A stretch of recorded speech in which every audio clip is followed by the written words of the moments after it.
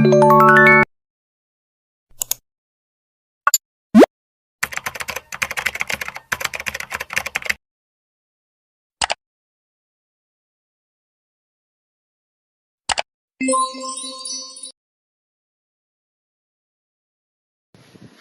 bismillahirrahmanirrahim. Assalamualaikum warahmatullahi taala wabarakatuh, and a very good day to our viewers. So today we are here in Bachok, Kelantan, in one of the small scale farm which includes cows, goats and sheep.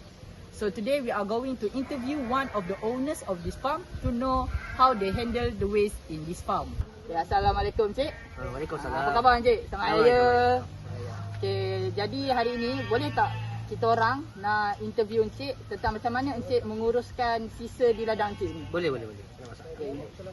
Jadi Encik, macam mana Encik boleh bermula dengan ladang ni? Daripada tahun bila Encik dah start untuk kita buat ladang ni? Macam mana Encik? Okey, ladang ni saya start daripada time PKP. Time PKP tu saya start buat ladang. Buat pun belum start seka je. Belum seka, lepas tu kau lama kau banyak. Sampai hari ni gini lah. Boleh tengok. Jadi dah lama lah juga Encik berkecimpung dalam buat ladang ni, dalam masa PKP juga. Dan kita tengok agak cepat ya, daripada seekor tu dah boleh dekat 5-6 ekor juga lembu Encik di sini. Alhamdulillah. Tapi ada satu cabaran lah, kita orang nak tanya Encik, macam mana Encik uruskan sisa yang semakin hari semakin bertambah ni? Macam mana Encik uruskan sisa tersebut?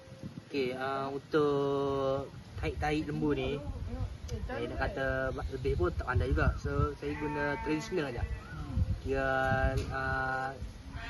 Dia gitu, lepas tu ada time tu saya ambil tak dekat pokok-pokok kat mana saya tanam tu, saya letak jadi baja. Gitulah saya tak proses pandai kat pandai saya. Dah biar macam tu je. Gitu je. Okay, terima kasih saya ucapkan di atas kesediaan Encik meluangkan masa dan untuk kami soal dan temu duga ni. Okay, jadi itu temu duga. That is our interview with the one of the owners here in our small scale farm here in Bachok, Kelantan.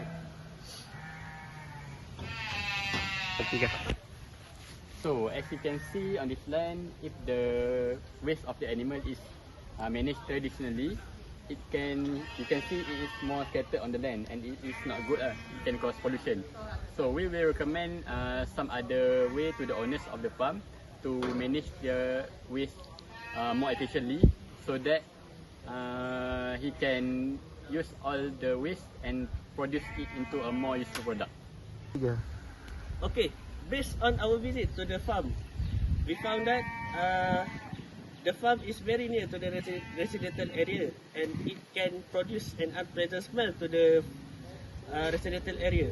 So, we recommend to the farmer to use EM to reduce the unpleasant smell and to avoid any disruption to the residential area.